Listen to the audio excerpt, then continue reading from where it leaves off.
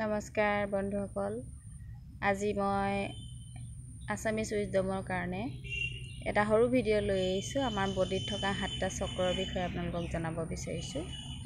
7টা চক্ৰ আমাৰ একেবাৰে ৰাজহাড়ৰ মূৰৰ পৰা একেবাৰে ৰাজহাড়ৰ শেষ অংশলৈ পৰা আৰম্ভ হয় আৰু শেষ হয়গৈ। মূৰত আৰম্ভ হয়, ৰাজহাড়ৰ শেষ হয়গৈ। আৰু তলফালৰ পৰা যদি আমি ইয়াত চাবলৈ যাওঁ তেতিয়াহ'লে তেলবনৰ পৰা চক্ৰ আৰম্ভ হয় আৰু মূৰত শেষ হয়। তেলবনৰ ওচৰত যিটো চক্ৰ আৰম্ভ হয় তাক বেজ চক্ৰ বুলি কয়।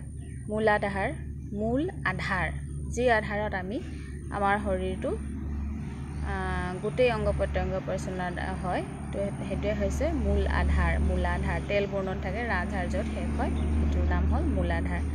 তাৰ ঠিক ওপৰলৈ 4 আঙুল ওপৰলৈ আহিলেই স্বাদিষ্ঠান চক্ৰ হয়। এই স্বাদিষ্ঠান চক্ৰ যিটো ৰং কমলা ৰং বুলি কোৱা হয়, আৰু ইয়াৰ দ্বাৰাই আমাৰ অৰ্গেন যিটো জেনেৰেল অৰ্গেন হয় সেইটো সৃষ্টি হয়। তো তাৰ ৰং কমলা ৰঙৰ হয় আৰু মূলাধাৰৰ ৰং হয় ৰঙা।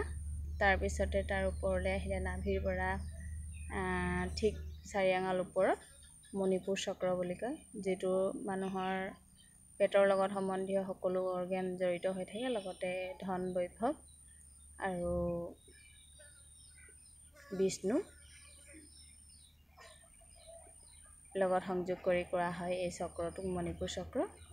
তাৰপিছতে আহিলে আপোনাৰ হৃদয় চক্ৰ বা অনাহত চক্ৰ, যাৰ দ্বাৰা আমাৰ হাৰ্টৰ সকলো ব্যৱস্থা হৈ থাকে, যিটো আমি হৃদয়ৰ পৰা ভবা চিন্তা কৰা বুলি কওঁ, আৰু লগতে য'ত শিৱ আৰু পাৰ্বতীৰ স্থান বুলিও কোৱা হয়, তো হাৰ্ট চক্ৰ বা অনাহত চক্ৰ। তাৰপিছতে আমাৰ আৰম্ভ হয় বিশুদ্ধি চক্ৰ, যিটো আমাৰ ডিঙিত একেবাৰে ফ্ৰণ্টত হয়। থ্ৰট চক্ৰ অ'পেন হৈ থাকিলে মানুহৰ বাক পটুতা বৃদ্ধি হয়, আনৰ ওচৰত নিজৰ ক'বলগীয়াখিনি বিনা দ্বিধাই ক'ব পাৰে, সেইটো হ'ল থ্ৰট চক্ৰ।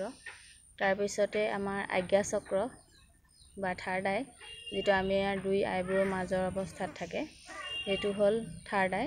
তাৰপিছতে আমাৰ একেবাৰে মূৰৰ ওপৰত যিটো ক্ৰাউন চক্ৰ বুলি কয়, সহস্ৰাৰ চক্ৰ, সেই চক্ৰটোৰ দ্বাৰাই আমি ব্ৰহ্মাণ্ডীয় ঊৰ্জা আমাৰ শৰীৰলৈ প্ৰৱেশ কৰায়। প্ৰত্যেকটো চক্ৰ বেলেঞ্চ যদি হৈ থাকে তেতিয়া মানুহ এজন নিৰোগী কায়া হৈ থাকিব পাৰে আৰু সম্পূৰ্ণৰূপে সুস্বাস্থ্যৱান হৈ জীৱন যাপন কৰিব পাৰে।